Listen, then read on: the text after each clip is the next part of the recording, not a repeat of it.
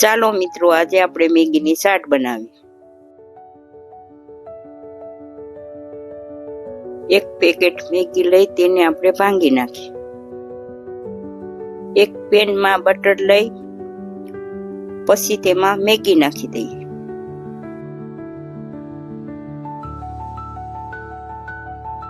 Maggi brown થાય ત્યાં લગી તેને હલાવી લઈએ. એક બાઉલમાં કાઢી લઈ તેમાં કાંદા, ટમેટા અને કેપ્સિકમ નાખી લઈ. અડધી ચમચી મીઠું, સંચળ પાવડર, ચાટ મસાલો, આંબલીની ચટણી, લીલી ચટણી, પછી તેને મિક્સ કરી લઈએ.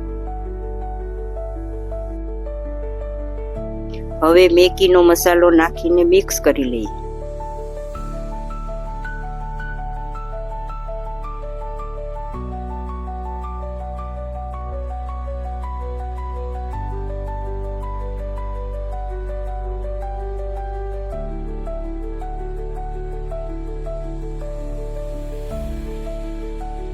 સેવ ને ધાણા નાખીએ.